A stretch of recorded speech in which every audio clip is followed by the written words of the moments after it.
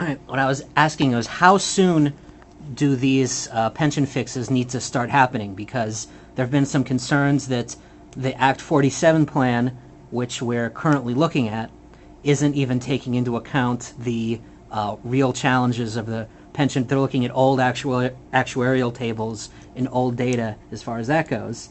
And there's also some concern that when we look at the pension fund, we're not looking at one fund. We're looking at the municipal and the fire and the police. Correct. And the police fund, I've heard, could theoretically be dried up in as little as 2 years. Yeah.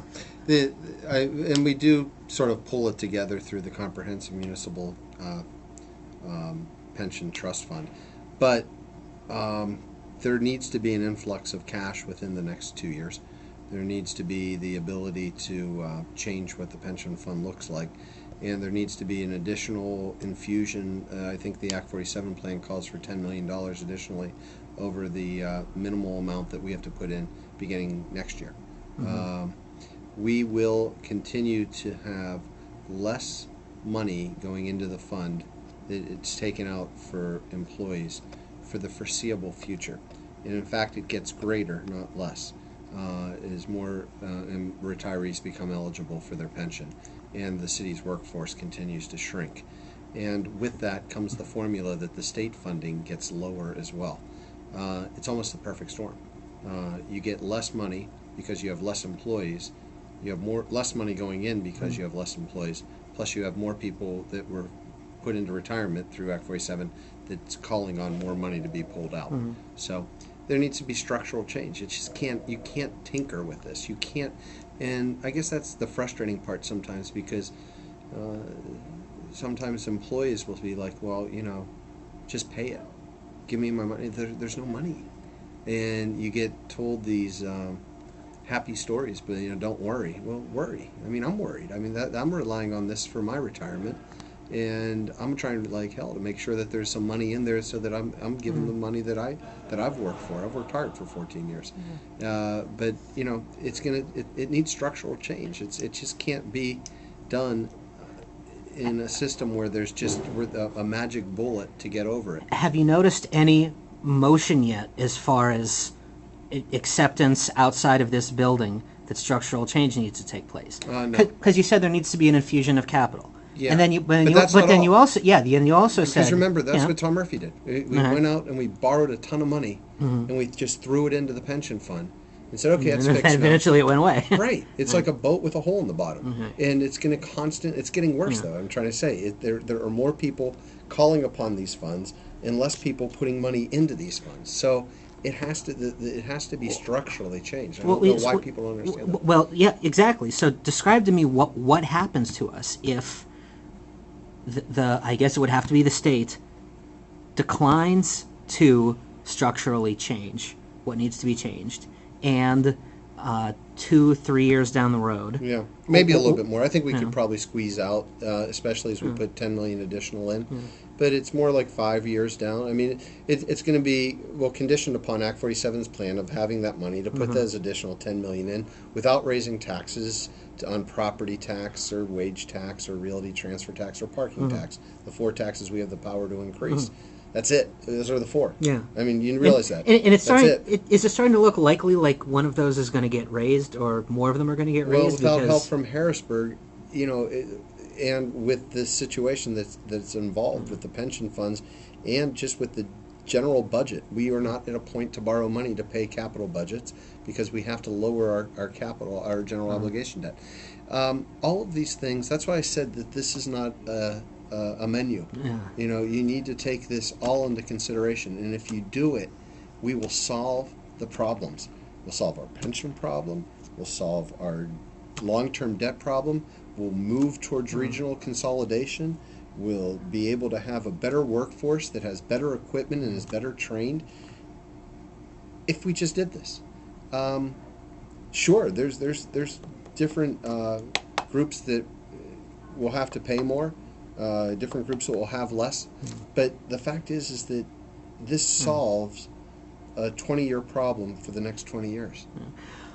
What I'm saying is, in order to motivate the acceptance of that plan, what does the alternative future look like in which Act 47 doesn't come through, Yeah. Harrisburg doesn't come through, everyone Oh. everyone continues to cling to I think that- their beliefs about the city or their beliefs about what is owed them, I think and that the then things administration- run dry. I think that the administration between now and the end of June will muster 5 votes somehow. They've got, a few votes that they can count on. Muster 5 votes for Act 47 plan. for the Act 47 more or less as it exists. Yes. Okay. I shouldn't say that, what they're, because I don't think the mayor has specifically said what he plans to do. But I haven't heard his opposition to the Act 47 plan in any of the interviews he's had. And I think that, the governor will be calling and saying, get this thing done. Okay. And when it gets done, what does that lead to? Just keeping our head above the water. Is that even possible for another 2, Yeah. for another 2, 3, 4 years? Yeah, it is. Okay. But we Well, won't. then our head's above water. Yeah. Isn't that wonderful? What is the reckoning eventually? What is the? I think it isn't. I think that it's constantly pushing it off to have someone else try to fix it some other point instead of just doing it. I think that the solution's right in front of us. I've written it as well as that I can. 2 pages. I mean, if there's a way to link this to it so people can just go through the 2 pages, and the first reaction will be no way, I don't support this, and starting with a pen and knocking off a few of them. But if you do it all, then you will see a basic shift in the total budget of about $60 million that would then could go to doing all the things that need to be done. It can't be approached piecemeal anymore. I mean, piecemeal will just keep our head above the water. And I don't see 3 years or 4 years out of this 5-year plan any opportunity for us not to have to borrow money to fix our bridges, fix our streets.